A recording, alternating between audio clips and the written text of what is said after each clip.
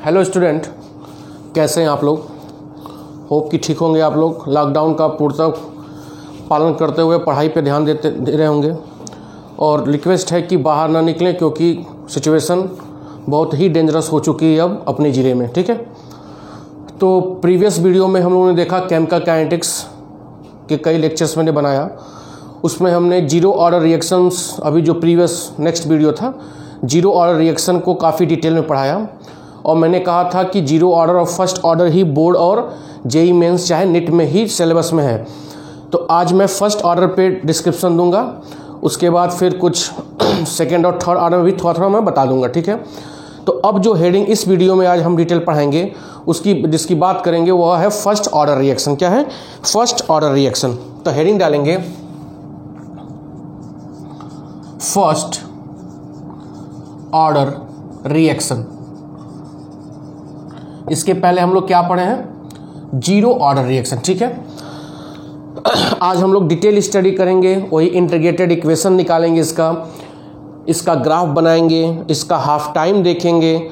समझ में आ रहा? सब कुछ वही होगा, लेकिन ये थोड़ा सा बड़ा है। और याद रखिए कि केमिकल काइनेटिक्स में अगर न्यूमेरिकल आएगा तो 90% उम्मीद है कि वह किस पर आएगा? फर्स्ट ऑर्डर पर ही आएगा। बात समझ में आ रहा है? तो अगली हेडिंग होगी फर्स्ट ऑर्डर रिएक्शन। ठीक है, अब ध्यान दो, अब ध्यान दीजिए। जैसे मान लो आप कोई रिएक्शन ले रहे हो, ए से कहां जा रहा है? प्रोडक्ट। ठीक है, ए से प्रोडक्ट, तो इसका रेट क्या होगा? रेट ऑफ रिएक्शन आप लोगों को याद होगा, is directly proportional to concentration of A to the power 1। क्यों 1 लिख रहे हैं? क्योंकि ये कौन सा है? First order. अगर जीरो हो जाएगा तो जीरो ऑर्डर, 2 हो गया तो सेकेंड ऑर्डर, 3 हो गया तो थर्ड ऑर्डर। क्लियर रहेगा? तो rate of reaction is directly proportional to concentration of reactant to the power 1। इसको और क्या लिख सकते हैं? रेट इज रेट, इसको हटाएंगे तो क्या लगाएंगे? A to the power 1। This is the rate law of first order reaction. Rate law of first order reaction. समझ में आ गया? के को क्या बोल रहे थे हम लोग? Rate constant. क्या बोल रहे थे? Rate constant. क्लियर हो रहा है? सब कुछ सेम है, बस अगर टू दी पावर जीरो, मतलब टू दी पावर जीरो कब बोलते थे? जब रेट ऑफ रिएक्शन इसके कंसंट्रेशन पे डिपेंड नहीं करता था तो वह कौन सा होता था? Zero order. लेकिन यहाँ पर रेट ऑफ रिएक्शन इस पर क्या कर रहा है? डिपेंड कर रहा है कितना? To the power 1। तो इसको हम क्या बोलेंगे? First order reaction. ठीक है, इतना छापो मिटा बढ़ा जाए। अब देखो,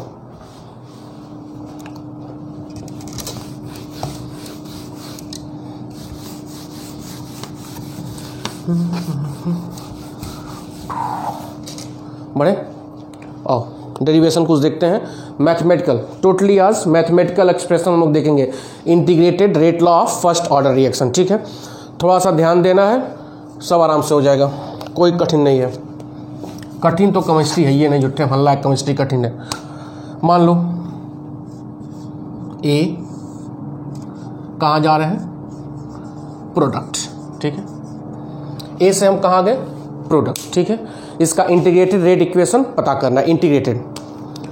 तो अगर हम लिख रहे हैं rate is equal to K A to the power 1, यही होता है रेट लॉ। किसका होगा? Rate law expression of first order reaction. ठीक है, अब आप रेट को, पिछला वीडियो याद रखिए कि अगर इसका इंस्टांटेनियस रेट अगर हमको लिखना हो तो रेट को हम क्या लिख सकते हैं? Minus D A by D T is equal to K A लिख सकते हैं। ये तो मालूम ही आपको है, minus D upon D T. अब ए को यहां लाइए, टी को उधर ले आइए, माइनस क्या लिख सकते हैं? सॉरी माइनस हटाओ, D A upon A is equal to minus सहित गया है, माइनस के डी टी लिख सकते हो। बोलो, अब मानो let t is equal to 0, zero मतलब समझ रहे हो, एक रिएक्शन स्टार्ट नहीं हुआ है। तो t इज इक्वल टू 0 पर A का कंसंट्रेशन कितना है, A0। t is equal to 0 पर A का कंसंट्रेशन आपने कितना माना है, A0। मतलब यह कौन सा कंसंट्रेशन हो गया, यह हो गया इनिशियल कंसंट्रेशन। क्या हो गया, इनिशियल कंसंट्रेशन ऑफ A। ठीक है, t is equal to t, कुछ समय बीता तो A का कंसंट्रेशन हो गया A। यह क्या हो गया, बचा हुआ। बचा हुआ मतलब क्या, फाइनल कंसंट्रेशन। तो इनिशियल कंसंट्रेशन A0 हो गया और फाइनल कंसंट्रेशन क्या हो गया, A हो गया। ठीक है, इसको इक्वेशन 1 मान लो, कोई दिक्कत। d/dt लिए हो, A यहाँ की हो, t वहाँ लेगा, माइनस साइन साथ वहाँ गया है, तो d/A is equal to minus kdt, equation 1। अब इंटीग्रेट इक्वेशन 1। इक्वेशन 1 को क्या आप करना है, आपको इंटीग्रेट करना है। तो कैसे इंटीग्रेट करेंगे, आओ देखते हैं। dA/A is equal to minus kdt, यही होगा। लिमिट क्या लगाएंगे, यहां पर क्या लगेगा, बोलो।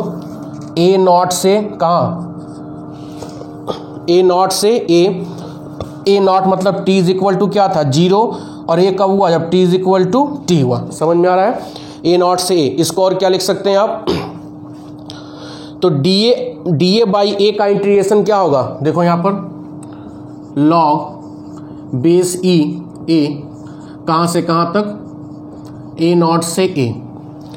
dA/A का इंटीग्रेशन क्या होता है, log बेस E A, कहां से कहां, A0 से A। यह कांस्टेंट हो गया, इसका होगा नहीं, तो क्या हो जाएगा, इज इक्वल टू माइनस कहां से, t माइनस 0।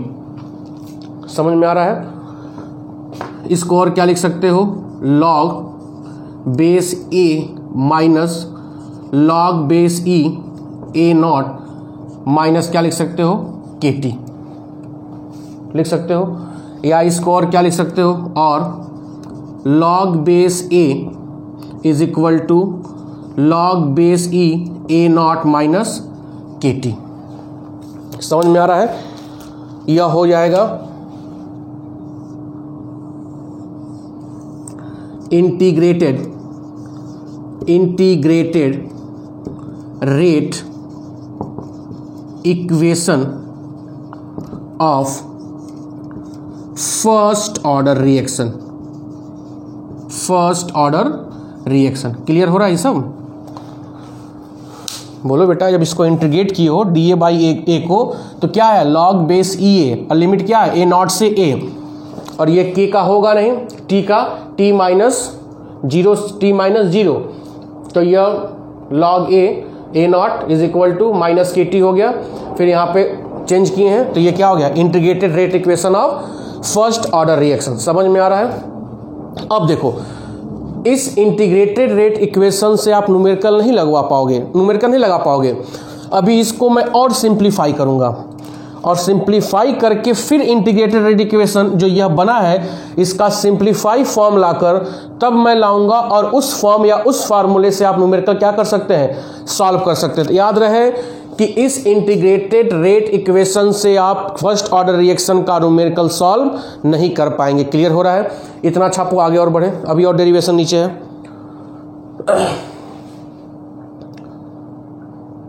बढ़ा जाए, छाप लिए।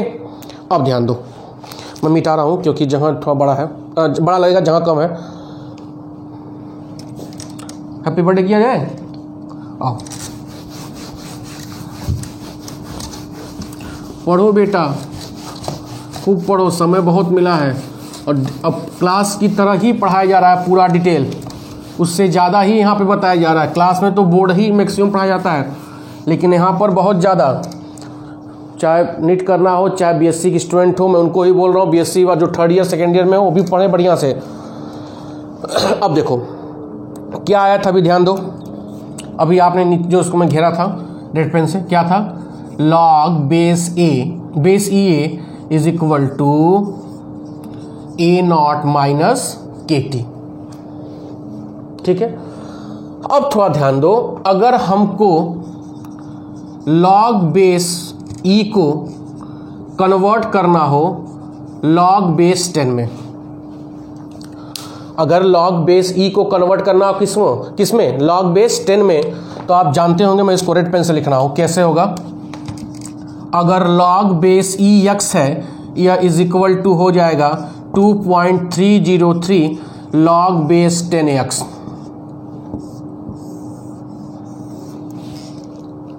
समझ में आ रहा है? मतलब जब किसी को log बेस e से log बेस 10 में अगर चेंज करना है तो 2.303 का क्या करेंगे, मल्टीप्लाई कर देंगे। तो यहाँ पर log बेस e है, यहाँ पर भी log बेस e है, इसको log बेस 10 में चेंज किया जाए तो क्या करना पड़ेगा, 2.303 से क्या करना पड़ेगा, मल्टीप्लाई करना पड़ेगा। तो ध्यान दो, तो क्या कर रहे हैं, देखो यहाँ देखो 2.303 log base 10 a is equal to 2.303 log base 10 a naught minus K T. समझ में आ रहा है? इसको इक्वेशन 2 मान लो। क्या मान लें, इक्वेशन 2। अब लिखो in equation 2 divided by 2.303 on both side. क्या कहा जा रहा है कि इक्वेशन 2 में 2.303 का भाग दे दो दोनों साइड में, इधर भी और इधर भी। तो यहाँ पे 2.303 का भाग दोगे तो कट जाएगा, तो क्या आ जाएगा, log base 10a is equal to log base 10 a naught minus K T upon 2.303 आ जाएगा। देखो यहाँ पे भाग दिए तो ये कट गया, यहाँ पे भाग दिए ये कट गया, यहाँ भाग दिए तो ये आ गया। इसको और क्या सिंप्लीफाई कर सकते हो, log base 10a naught minus log 10a is equal to K T upon 2.303। समझ में आ रहा है? बोलो, log x minus log x minus y किया जाए तो log x अपॉन y होता है, जिसको क्या लिख सकते हैं, log base 10 a not upon a is equal to क्या लिख सकते हैं, K T upon 2.303। x minus Y upon X upon Y हो जाएगा ना, ये तो 9th में पढ़े होगे। अब यहाँ से क्या लिख सकते हो, t is equal to 2.303 upon K log a not upon a।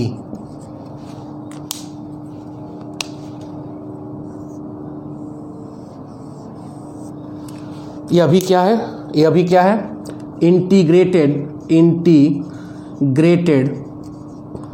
Rate equation of first order reaction, और इसी से हम सॉल्व करेंगे न्यूमेरिकल। समझ में आ रहा है?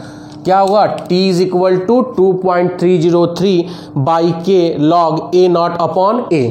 तो आपको मालूम है a नॉट हमेशा क्या रहता है, इनिशियल कंसंट्रेशन। क्या होता है, इनिशियल कंसंट्रेशन, और ये हमेशा क्या होता है, फाइनल कंसंट्रेशन। समझ में आ गया? और k क्या है, k always is equal to rate constant. k always is equal to rate constant. समझ में आ रहा है? इसको छापिए इतना।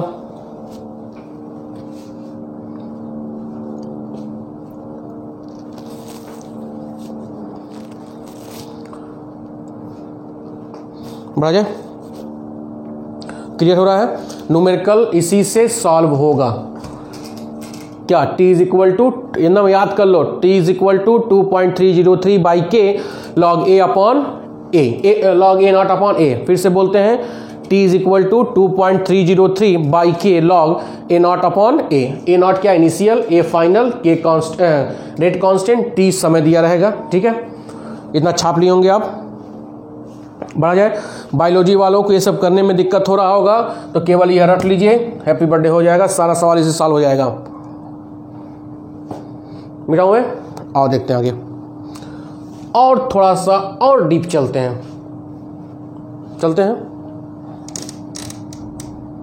मिटाऊँ मैं? और थोड़ा सा और डीप चला जाए, थोड़ा सा जेईई मेंस का बताऊं। ये सवाल पूछा हुआ जो बताने जा रहा हूं मैं, एक ग्राफ था, अभी ग्राफ बता रहा हूं, थोड़ा सा इसमें बताऊंगा मैं। अभी आपने सॉल्व किया है, ये सब बोर्ड में नहीं पूछेगा, बताने जा रहा हूं, ये सब टोटली कॉम्पिटिटिव एग्जाम है, चाहे कोई भी कॉम्पिटिटिव ऑल इंडिया का ब्रह्मांड का कोई भी एग्जाम हो, ठीक है। यूपी बोर्ड में ये सब नहीं है भाई, लेकिन मैं बताऊंगा, किसी बोर्ड में नहीं, सीबीएसई में नहीं है। आपने क्या लिखा था अभी, minus D A by D T is equal to K A ना था, बोलो आप यहाँ पर क्या कर रहे थे, और D A by A is equal to minus K D T आप लिख रहे थे। फिर इसको आप इंटीग्रेट आपने किया, क्या किया, D A by A is equal to minus K D T, यहाँ क्या था, ए नॉट था, यहाँ क्या था, ए था, यहाँ टी जीरो था, T is equal to zero, यहाँ T is equal to T था। बोलो इसका आपने क्या लाया, लॉग बेस ए ही होगा, यहाँ पर ए नॉट ए, यहाँ पर क्या था, minus K T minus zero, ए ना था। फिर आपने क्या निकाला, log A minus log A nought base E, ठीक है, is equal to minus K T. ये अभी आया था ना, इसी को हम इंटरचेंज करके लॉग बेस 10 में चेंज किए थे, लेकिन यहाँ लॉग बेस 10 में चेंज नहीं करेंगे। यहाँ देखो क्या आ रहा है, क्या मैं लिखा हूँ, यहाँ मैं लिख रहा हूँ लॉग बेस ई ए, ठीक है, minus log E A not is equal to minus K T. कोई दिक्कत?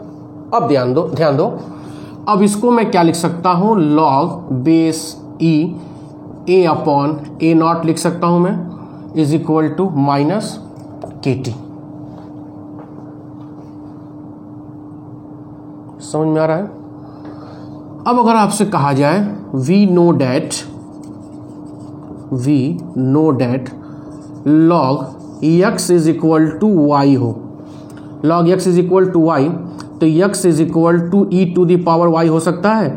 मतलब लॉग को किस में चेंज करना है, एक्सपोनेंशियल में। तो log x is equal to y है, तो x is equal to E to the power y होगा। तो log x is equal to minus Y समझो इसको, तो इसको हम क्या लिख सकते हैं, a अपॉन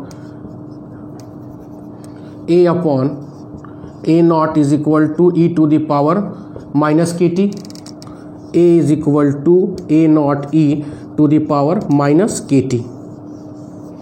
यह क्या है, exponential form of first order reaction. ये 2016 या 17 आईआईटी में पूछा था सीधे, exponential form of first order reaction. कई ऑप्शन था, उसमें ये भी ऑप्शन था a is equal to A not E to the power minus K T. समझ में आ रहा है? ये एक्सपोनेंशियल फॉर्म है फर्स्ट ऑर्डर का, a is equal to A not E to the power minus K T. समझ में आ रहा है? बोलो अब थोड़ा ध्यान दो यहां पर। अब मैं यहां थोड़ा सा रेड पेन से लिख रहा हूं। अगर t is equal to zero है, t इज इक्वल टू क्या है, जीरो है, तो a का कंसंट्रेशन क्या होगा, a नॉट होगा। अगर t is equal to zero है तो a का कंसंट्रेशन क्या होगा, a नॉट होगा। अगर t का टाइम हम इनफाइनाइट मान रहे हैं, इनफाइनाइट, तो a का जीरो कब होगा, इनफाइनाइट टाइम में जीरो होगा, इनफाइनाइट टाइम में जीरो होगा। नहीं समझ में आ रहा है? तो इसका मतलब अगर मैं ग्राफ खींच रहा हूं किसमें, concentration of A upon time, time और कंसंट्रेशन में, तो जब जीरो था तो जीरो हुआ, तो यह कंसंट्रेशन ऑफ ए एक्सपोनेंशियली क्या होगा, डिक्रीज होगा। डिक्रीज होते होते इनफाइनाइट टाइम जाएगा और इनफाइनाइट टाइम जाने पर उसका कंसंट्रेशन क्या होगा, जीरो होगा। नहीं समझ में आ रहा है? जब t is equal to zero था, यहां से देखो t is equal to zero था तो a का कंसंट्रेशन क्या है, a जीरो है। अब t मैं इनफाइनाइट मान रहा हूं तो a का जो कंसंट्रेशन कब जीरो होगा, इनफाइनाइट टाइम में जीरो होगा। तो a का कंसंट्रेशन एक्सपोनेंशियली क्या होगा, डिक्रीज होते जाएगा और बहुत इनफाइनाइट टाइम में डिक्रीज होते होते क्या होगा, जीरो होगा। तो इससे यह कंफर्म हो गया कि first order reaction, first order बहुत इंपॉर्टेंट है, first order reaction not 100% completed.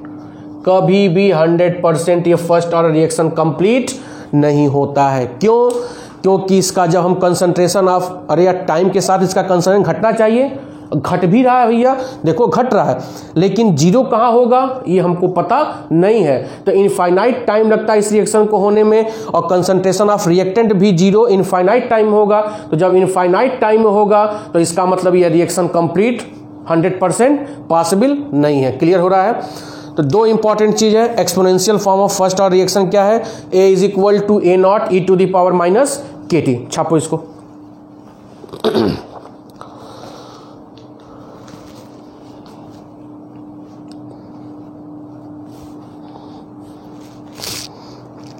मिटाओ। समझ में आ रहा है? क्लियर हो रहा है नहीं हो रहा है? बोलो, कोई दिक्कत? थोड़ा मैथमेटिकल ये सब है, लेकिन जितना मैं ये घेर दे रहा हूं इसको, यही सबसे इंपॉर्टेंट सब फार्मूला है। ये नहीं आ रहा है कोई मतलब नहीं, लेकिन ये सब याद हो। सॉरी, ये तो मैथमेटिकल है, ये तो मैथ में 9th में पढ़ते आ रहे होगे या 10th या फर्स्ट ईयर में। बोलो, कोई दिक्कत? छपैया हो गया? मिटाऊं? आओ देखो,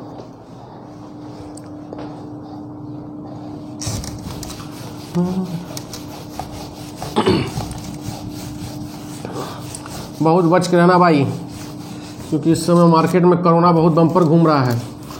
तो बाहर जाने का मतलब कोरोना घर ले आने का है, और घर में कोरोना आने का मतलब condition dangerous.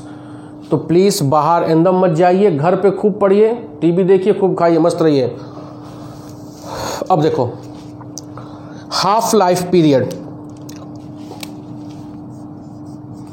Half life time, half life time of first order reaction, half life time of first order reaction. तो हाफ लाइफ टाइम को पता है, मैं हिंदी में लिख रहा हूं, पिछले बार बताया था, वह टाइम जिसमें रिएक्शन क्या हो, रिएक्शन 50% कंप्लीट हो जाए। मतलब किसी भी रिएक्शन का वह समय जिसमें रिएक्शन 50% कंप्लीट हो जाए, उसको हम क्या बोलेंगे, हाफ लाइफ टाइम। 50% कंप्लीट होने का मतलब क्या है कि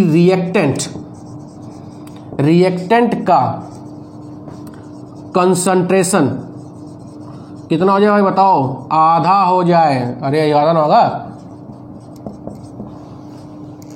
बोलो यार। 50% कंप्लीट होने का मतलब क्या है, 10 मोल लिए हो, 50% कंप्लीट हो गया तो 50%, तो 5 मोल जैसे बचेगा, 5 मोल तो कन्वर्ट हो गया है।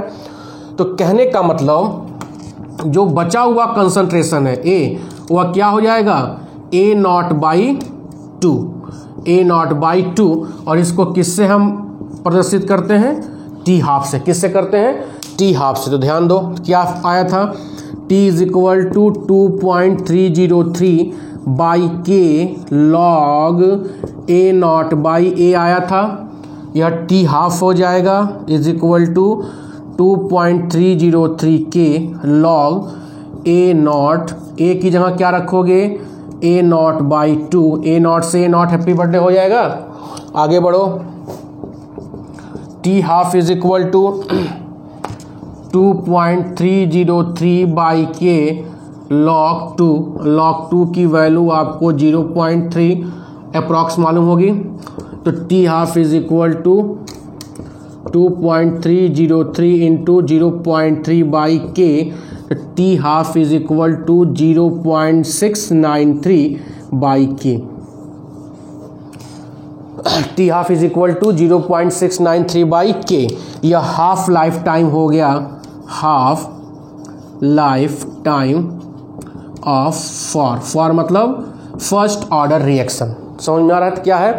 T half is equal to 0.693 by K. अब देखो यहां से क्या क्लियर हुआ, यहां से T half is equal to 0.693 by K आ रहा है। इसका मतलब कह सकते हैं कि फर्स्ट ऑर्डर रिएक्शन में जो टी हाफ होता है वह रिएक्टेंट, टी हाफ रिएक्टेंट के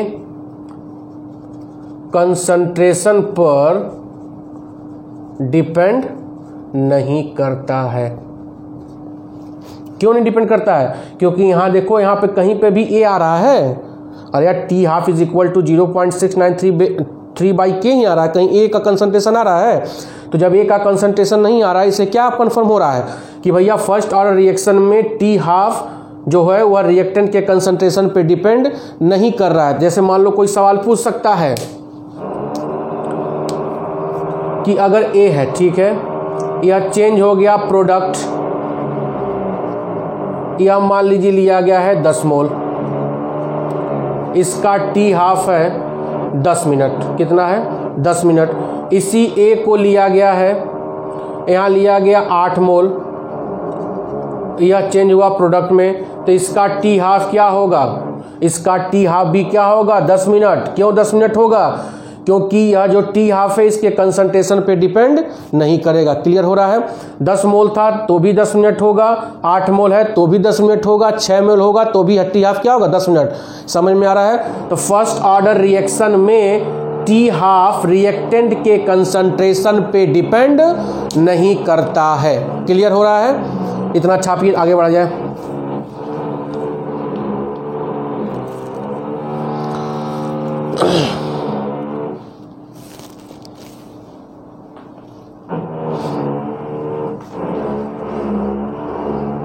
बड़े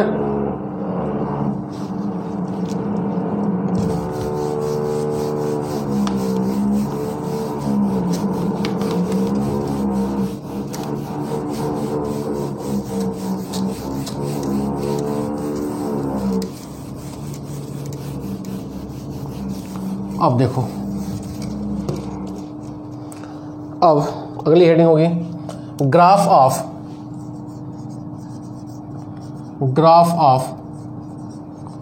first order reaction. Very important, यही सवाल सब कंपटीशन में पूछेगा। Graph of first order reaction. बढ़ा जाए, बोलो। तो पहला ग्राफ हम खींचेंगे,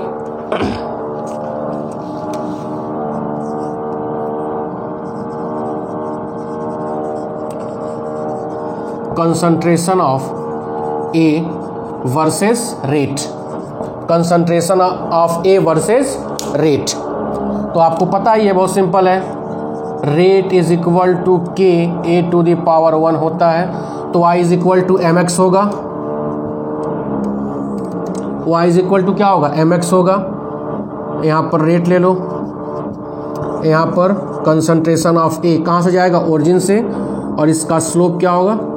स्लोप इज इक्वल टू के। तो पहला ग्राफ हो गया कंसंट्रेशन वर्सेस रेट का, जो क्या होगा? स्ट्रेट लाइन होगा, और कहाँ से ओरिजिन होगा? ओरिजिन स्ट्रेट लाइन, स्लोप क्या होगा? स्लोप इज इक्वल टू के। दूसरा देखो,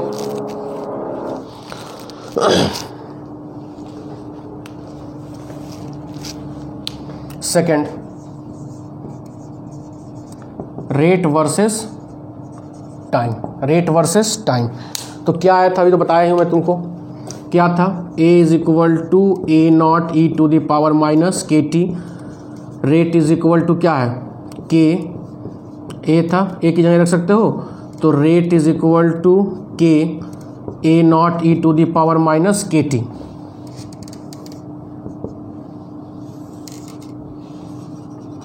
यह टाइम हो जाएगा, यह क्या होगा रेट, कैसे डिक्रीज होगा, एक्सपोनेंशियली क्या होगा डिक्रीज होगा।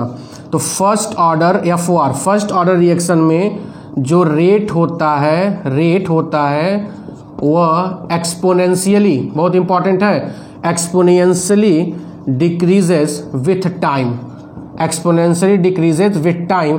और कहाँ पर रेट इसका जीरो होगा, rate zero eight infinite time. समझ में आ रहा है, घटता जाएगा इनफाइनाइट टाइम में, जो कि कैलकुलेटेड नहीं हो पाएगा। इनफाइनाइट टाइम में क्या होगा, इसका रेट क्या होगा, जीरो होगा, लेकिन किसमें, केवल फर्स्ट ऑर्डर रिएक्शन में। समझ में आ रहा है, तो 2 हो गया। जल्दी छापो, तीसरा बताएं।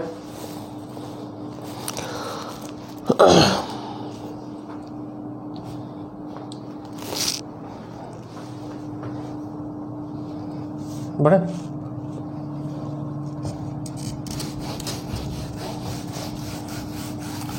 फरिया रहा है, ये सब फरियाना चाहिए भाई, फरियाएगा तभी समझ में आएगा। अब बहुत सिंपल है, कुछ नहीं, बहुत आसान है। तीसरा देखो, सब बुक से ज़्यादा बता दे रहा हूँ, बुक में तो इतना नहीं दिया होगा। log 10A versus time, log 10A versus time, कुछ नहीं करना है यार, बहुत सिंपल है। हैप्पी बर्थडे देख लो, log 10A is equal to log 10A naught minus KT upon y is equal to MX plus C आएगा। कुछ नहीं करना है, यह क्या हो गया log 10A, ये क्या हो गया टाइम, स्ट्रेट लाइन प्राप्त होगा, और यह स्लोप क्या होगा minus KT upon 2.303। KT slope क्या होगा माइनस KT अपॉन 2.303। बढ़ जाए, चौथा देखो, concentration of reactant versus time. तो concentration of reactant versus time वही बताया हूँ कि इसका कंसंट्रेशन ऑफ रिएक्टेंट जीरो कब होगा, इनफाइनाइट टाइम पे जीरो होगा। तो बेटा जब इनफाइनाइट टाइम पे जीरो होगा तो ग्राफ क्या होगा, एक्स यहाँ पर लिख लो, concentration of A y axis पर और x एक्सिस पर टाइम एक्सपोनेंशियली क्या होगा डिक्रीज होगा। और कब तक डिक्रीज हो जाएगा, इनफाइनाइट टाइम पर। तो इस नाते मैंने कहा हुआ कि first order reaction never be completed at 100%। ठीक है, एक और बता दूं मैं, हो गया।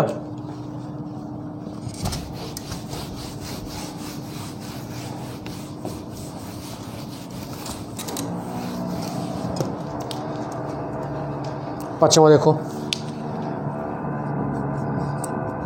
T half versus concentration of reactant. T half versus concentration of reactant आपके सामने आया है क्या, T half is equal to 0.693 by K. इसमें कोई रिएक्टेंट का टर्म है नहीं, तो जब रिएक्टेंट का टर्म नहीं है, मैंने कहा है कि टी हाफ डिपेंड नहीं करता है, तो यह हम मान लीजिए टी हाफ हो गया, यह क्या हो गया कंसंट्रेशन ऑफ रिएक्टेंट हो गया। तो क्या होगा, डिपेंड नहीं करेगा, तो एक हॉरिजॉन्टल लाइन पास करेगी, तो यह टी हाफ हो गया और किस में हो गया, कंसंट्रेशन ऑफ रिएक्टेंट में हो गया। ठीक है, जल्दी छापो।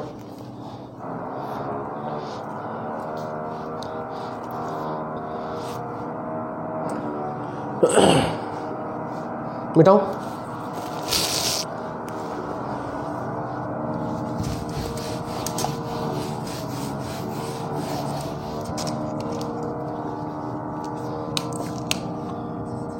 अगला पॉइंट होगा यूनिट ऑफ के फॉर फर्स्ट ऑर्डर रिएक्शन।